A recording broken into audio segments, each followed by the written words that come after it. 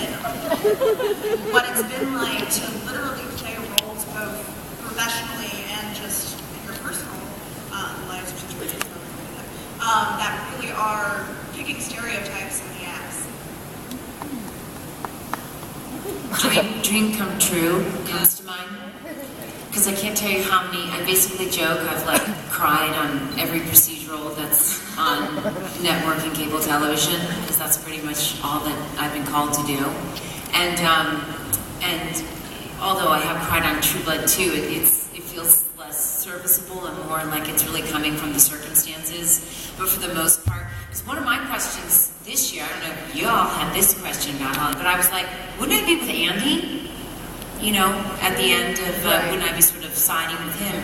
They're like, shh, Holly's her own woman, and it's going to take, you know, pairing up with Vampire to survive, and Holly's a survivor.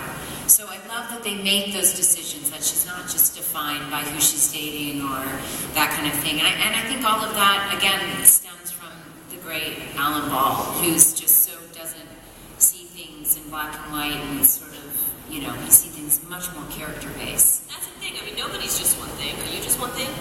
No. Like if someone said, explain yourself in 3 words, you'd be like 3. You know? Everybody is a complicated person. And I actually never noticed that Luna was very complicated.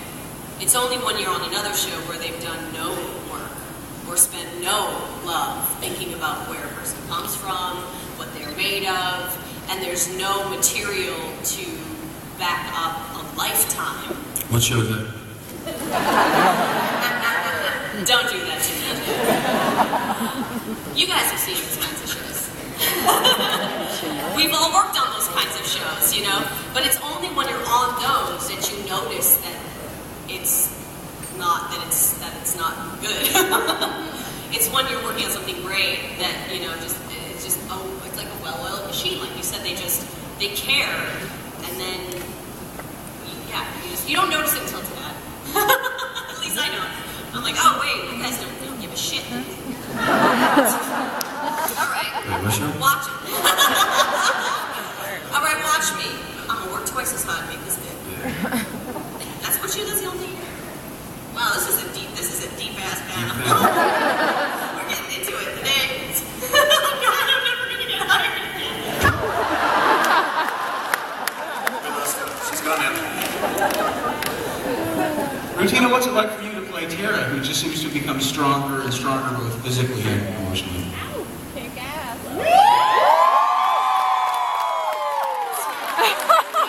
One thing about these guns, they're not, bitch don't work out. That's not true. She could do like 87 push-ups on this table right now. She could. She's on a big job. I reckon Rutina can take Big Joe, one arm tied behind the back. Money on it any day of the week. Yes. Oh, thank you. It's been awesome for me because I love women who are strong, who say what they think, are unafraid to say what they think. Smart. I even love that she's feisty, but I love that she's incredibly, and I always say this about her, she's incredibly vulnerable. She's a wounded girl. And I think that that's very, not fun, but challenging to play all those types of layers. And my favorite, actually, transition with Tara was season 4 when I got to do the MMA UFC, since I love the UFC. So I got into that and was like, I get to do what? I get to be in the ring? I was like, it is on and popping. And so I remember we were fighting and it was like a minute and 30-second fight. And it was a long fight.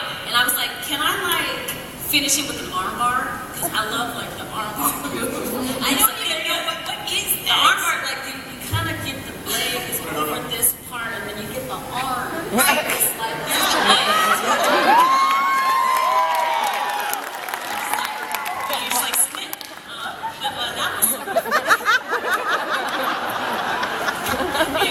That was my favorite, kind of thing because I love UFC, and also I think when I was turned, that was sort of empowering for me to sort of does Tara walk? How does she talk? What's changed about it? So, yeah. Next question.